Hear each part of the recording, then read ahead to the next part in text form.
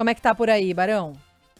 Aqui céu encoberto, temperatura não tá tão baixa, né? Mas aquela história, Robertinha, cada dia que passa a tensão vai aumentando, infelizmente, nessa guerra que a gente não sabe como vai acabar, nem quando vai acabar. A gente está acompanhando nas últimas horas, né, muitas críticas que têm sido feitas à decisão dos Estados Unidos de vetar a proposta, né, a decisão de não seguir adiante com a discussão no Conselho de Segurança da ONU, uma proposta do Brasil.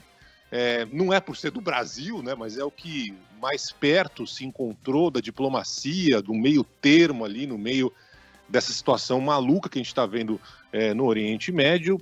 O Brasil acabou conversando nos últimos dias com diversas delegações para tentar encontrar ali um texto que poderia ser aprovado no Conselho de Segurança da ONU. O texto contemplava um pouco as duas situações, condenando o Hamas, chamando de grupo terrorista, mas também pedindo a abertura de um corredor humanitário na faixa de Gaza, tentando de alguma forma uma pausa, né, não um cessar-fogo, tiveram que mudar isso lá, uma pausa nos ataques para que os civis pudessem de alguma forma ser socorridos, ser retirados, tudo mais, mas ele não foi aprovado por causa dos Estados Unidos. A embaixadora americana na ONU simplesmente votou contra. Os Estados Unidos estão ali como têm poder de veto, né, podem votar e decidir a parada, e foi exatamente o que aconteceu. Só que aí a gente está vendo aqui uma saraivada de críticas com relação a essa decisão dos Estados Unidos. Por quê? Porque era o texto mais, digamos assim, possível. E você veria a questão humanitária dessa terrível guerra. Você veria, de alguma forma, assistiria a população ali na faixa de Gaza, enquanto depois o Israel vai atacar o Hamas, enfim, essa situação que a gente já sabe que vai acontecer.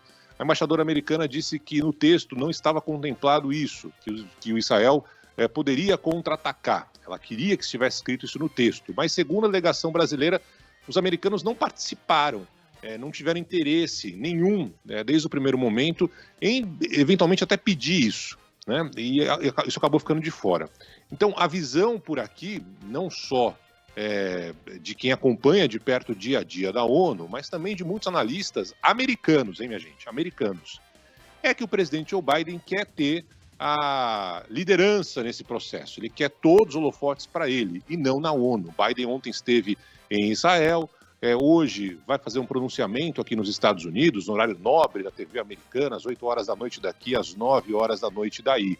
Então, a impressão que se tem é que Biden quer ele ser o principal mentor de alguma situação que possa ser favorável não só para Israel, como também ali na região da faixa de Gaza. O problema é que Biden está cada vez mais perdendo apoio interno, as pesquisas todas mostram isso, e externamente os Estados Unidos têm sido vistos como um país mais aliado de Israel. Então não é fácil para quem tem essa imagem negociar com os países árabes. A ONU seria esse local apropriado. Então, muitos questionamentos com relação a esse voto dos Estados Unidos, impedindo que esse parecer brasileiro, né, que tinha ali sido discutido com todas as delegações, foi elogiado, inclusive, por delegações diferentes, a China, a França, né, estão lá dos opostos dessa discussão toda, mas infelizmente o texto não foi aprovado. O Brasil disse que vai tentar um outro texto, uma nova alternativa, mas é um desastre completo no que se refere à diplomacia. Agora há pouco, a Rússia, né, que está cada vez mais metendo a colher nessa história, né, o chanceler russo, Sergei Lavrov, também criticou os Estados Unidos pelo veto ao texto redigido pelo Brasil, dizendo que há um risco de tensão em outras regiões do Oriente Médio, além do conflito já estabelecido entre Israel e Hamas.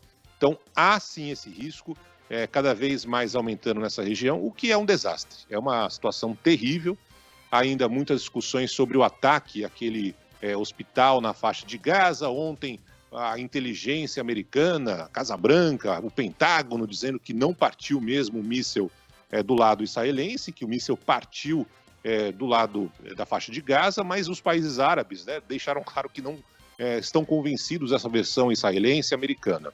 A ONU diz que agora vai fazer uma investigação própria, uma investigação independente para aferir de onde partiu o disparo, se de fato o míssil não foi lançado pelos israelenses, como dizem os próprios israelenses, e os americanos, ou se o míssil partiu daquele país, como acreditam os líderes árabes, muitos que estão na rua realizando protestos. O fato é, Roberta, que a situação está longe de ser encerrada, com contornos que a gente não sabe para onde vão, com uma expectativa urgente, né, de se retirar civis ali no sul de Gaza, na fronteira com o Egito. O Egito, por enquanto, diz que não vai reabrir sua fronteira. É um cenário incerto e com a possibilidade, o que seria terrível, de outros entrarem nesse conflito, outros países, outros grupos, e aí a situação só tende a piorar. Tomara que a diplomacia se faça presente, seja na ONU, com o Brasil, seja com Biden, resolvendo a situação